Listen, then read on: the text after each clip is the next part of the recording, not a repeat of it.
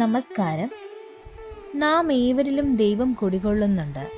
കാരണം ആത്മാവ് ദൈവത്തിൻ്റെ അംശം തന്നെയാണ്.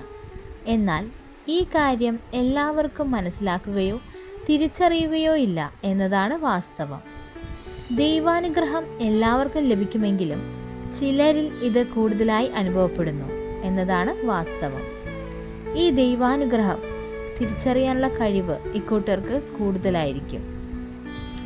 ദൈവാധീനമുള്ളവരുടെ പ്രധാനപ്പെട്ട സ്വഭാവ സവിശേഷതകൾ എന്തെല്ലാമാണെന്ന് നോക്കാം. ഒന്നാമത്തേതായി വരുന്നത് പ്രാർത്ഥനയാണ്. നാം എല്ലാവരും പ്രാർത്ഥിക്കുമെങ്കിലും ഇവർ ഒരിക്കലും ഇവർക്ക് വേണ്ടി പ്രാർത്ഥിക്കാറില്ല എന്നതാണ് സത്യം.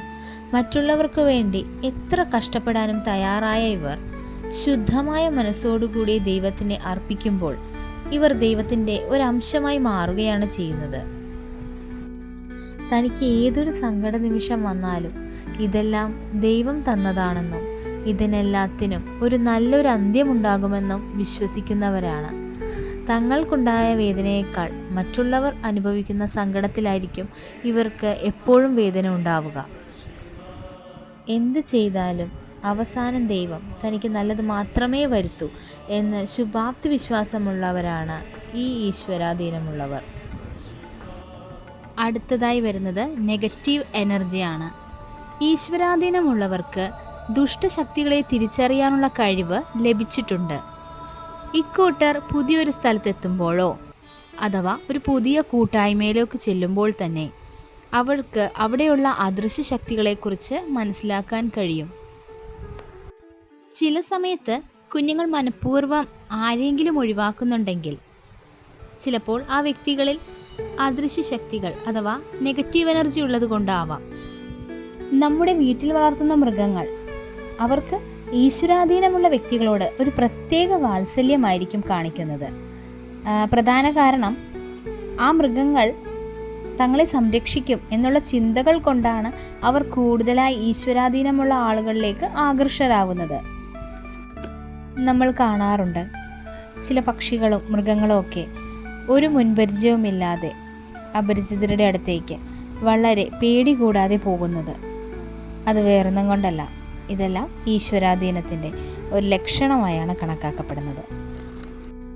അടുത്തതായി വരുന്നത് അപരിചിതർ പോലും ഇവരെ തിരഞ്ഞു പിടിച്ച് സഹായം ചോദിക്കുന്നതാണ്.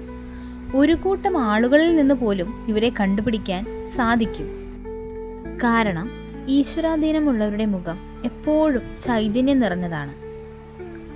പുലർച്ചെ 4 മണിക്ക് മുൻപായി എഴുന്നേൽക്കുകയും വ്യത്യസ്ത രീതിയിൽ സ്വപ്നങ്ങൾ കാണുകയും ചെയ്യുന്നവരാണ് ഇവർ. എപ്പോഴും ഇവരുടെ സ്വപ്നങ്ങളിൽ മരിച്ചുപോയവരോ പാമ്പുകളോ പോകാത്ത സ്ഥലങ്ങളോ ആയിരിക്കും കൂടുതൽ ഇവർ സ്വപ്നം കാണുക. പ്രകൃതിയോടുള്ള ഇവരുടെ അടുപ്പം ഒരു സവിശേഷത തന്നെയാണ്. ഇവർ തികച്ചും പ്രകൃതി സ്നേഹികളാണ്. അതുകൊണ്ട് തന്നെ ഇവർ ചെരുപ്പിടാതെ നടക്കാൻ ആഗ്രഹിക്കുന്നവരാണ്.